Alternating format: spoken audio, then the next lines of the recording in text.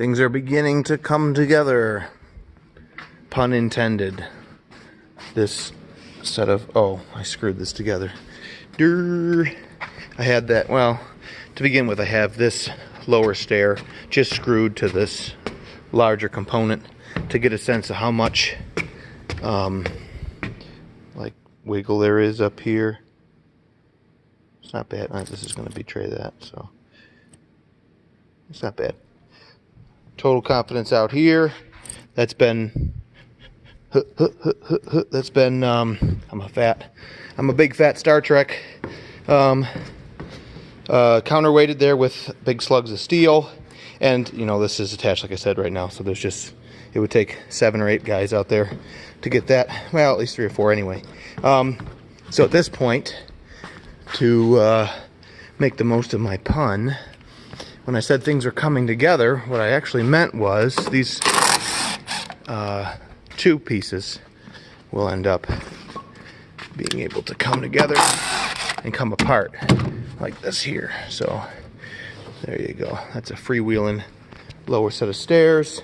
I'm going to try and sneak these caster wheels farther in this direction. The last opportunity I had to send a 2x4 across and then block down and make enough of a surface to put the triangle of plywood on to place the wheel was before this last cripple stud here. There's nowhere to send a 2x4 across there, so it gets kind of muddy moving the wheel over and having enough on top of it to actually be bearing this stair and not just cranking out into space when you, because the thing is, of all the places on this set, if you have dancing and singing and people run at the stairs to run up, they actually weigh more when they're running and land on this first step, and I don't want, so right now I can actually pick the far end of that up by putting my body weight on this, and I don't want that. And so that's why we've got to move the focal point that further that way.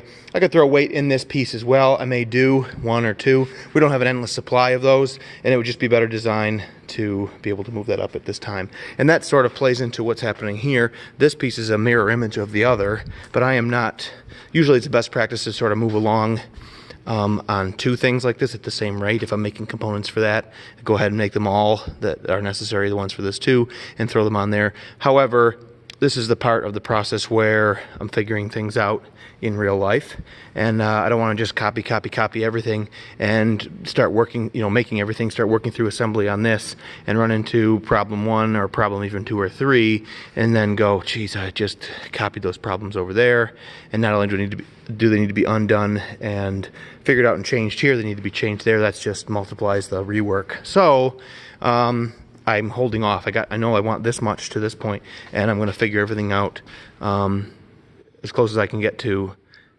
final prototype over there, and then any little messes that I make dialing that in will be not even on this other piece, and you know, that'll be how we attack it. This is one of my favorite parts, is racking this whole system around. People don't realize it looked like it was plumb, but actually the first piece I put on here was this end. And usually you put sheathing or sheeting even on the floor. The direction of the full sheet is at perpendicular to the direction of the framing. So that's usually on like the wall, your drywall's out in there like bricks, and on the floor it's like that as well. However, here it just made more sense to put 1 piece vertically here. Anyway, I got him on there flush and tight up here, and as he came down, I was actually out of square by like 2 inches. And I just easily, after I took one of these diagonal 2x4 straps that I had in here temporarily to keep the thing from just being a big jello blob of wiggle, I had to loosen those or take some of them off, so I had degrees of freedom. Then I hung this square cut sheet flush here and there, and the end of it tight up to this surface and this surface, and I was able to see that I was out of plumb here. So then I just had somebody tow it over there and push up here, and it went and came over into square, and then I screwed it on there. And I've done the same thing on the far side with that sheet and this. Here's my 1/2 inch sheet of plywood that I put on the floor and set the pieces on when I screw them in, and then I rack it back and forth until my square factory end of the sheet is smooth against my framing. And this is, like I said, my favorite part, because I just keep forcing all of these bones that were designed in CAD and then created perfectly and attached in all the locations where they should be attached. It could still be deformed, and this is the last part where you stop that from happening, which is awesome. If you can see this front edge of that landing, maybe if I move this up, on the left-hand side, it's actually down right here. It goes down, and I'm going to fix that with one of my lifting shores from another project. I'm going to bring one of those shores down here, and this whole thing has enough weight that I'll be able to set that lifting shore up like a post right here underneath this, and crank on it and just shove him up. After I make this piece of plywood that fits in here, we'll have a perfectly square notch out of it to fit this opening, and I'll set it on this sheet, and I bet you the end of it will chase right up here almost perfectly, and then at the corner I bet you the sheet will be hanging down, it'll be up out here, that perfectly square cut, and I'll just push on this framing with that lifting short, cranking it around until the framing comes up flush with the edge of that sheet of plywood, and then I'll shoot that all on with drywall screws and lock it all onto the system, and then I'll take the lifting shore away, and all of that shear load on all of these screws will be more than enough to hold this framing out and perfectly square. And that'll be a factor in bringing this piece in to that piece over there when I do it on that one.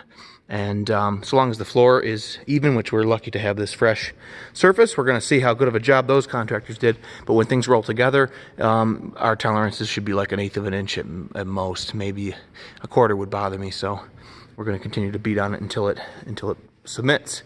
But we're really getting somewhere here, and it's exciting. The next thing we're going to do is come up with a solution to suck these two, any set components that need to be locked together and unlocked. I don't, last year I just had a yoke, like two planes with a hole through them, and the other part had one, plane with a hole through it. And when all three of them set together, we could drop a draw pin in there. That works okay, but there's no tension on that, and so you get that kind of a thing, whatever opening size you've got and all the tolerances you have, so that during a quick set change, it's easy enough to find the holes, align them, and send a big fat draw pin through there. All that looseness gives you collateral. You can see this thing moving around out here. Maybe not, but anyway, I don't like to see a lot of this, and it makes listen. I don't like to hear any bumping, thumping, creaking when we're in the house. There is almost always music, but still, I'm going to mitigate that. Therefore, I'm going to probably use the type of latch that you use for a pole barn. So there's a tab with a hole in it that you mount to some solid framing, and then there is a hook that comes out and hooks into that hole with a lever on it, and you can throw that lever, and it cams over and pulls things in tightly, and it'll suck that in tight. And then when you want to come undo it, you just throw that lever up, and it lets the tension off, and you can pick the hook out of the little hole and roll this thing away. The hook is threaded, so you can walk it out and in, and then there's a lock nut on it, so you can dial in the tension that you put on that, and then put the lock nut on it, so it's all adjusted and set up. I will have to make it kind of idiot-proof.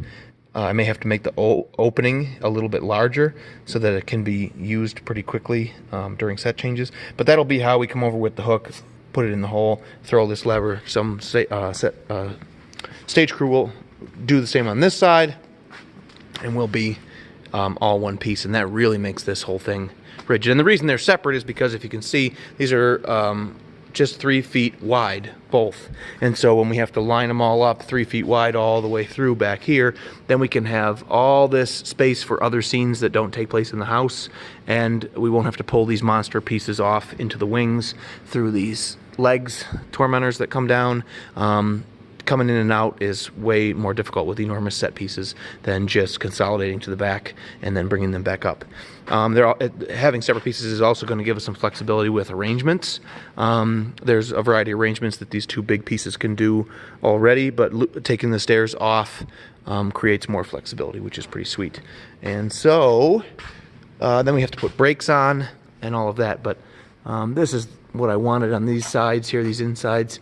I've hung the stringers over 3/4 of an inch, so then a 1/4 inch of luan will go on, and we'll have roughly half, and it'll throw a natural shadow line down, and I left the treads long, and these are all do a natural shadow as well. And when you put faux finishes on that stuff and hit it with stage lights, you get all these natural shadows. You know, this is supposed to look like hardwood, and then the wall will be finished with tall baseboard and stuff around there. But it's so much easier to just build it with real geometry and let it create a real shadow than to try and paint that on. We don't have a scenic painter. I could do that too, but at the end of the day, it just becomes too much. And we do a little scenic illustration and painting. We have the old art teacher that I had, Charlie Houseman, will do a little bit for us, but there's a lot of real estate here. So anyway, and we are stenciling some Baroque wallpaper and got cool stuff to come when it starts to turn into art department and decoration and stuff like that. So thanks for watching. Stay tuned. We're moving at a good clip here, so every few days there'll be an update. All right, we'll see you.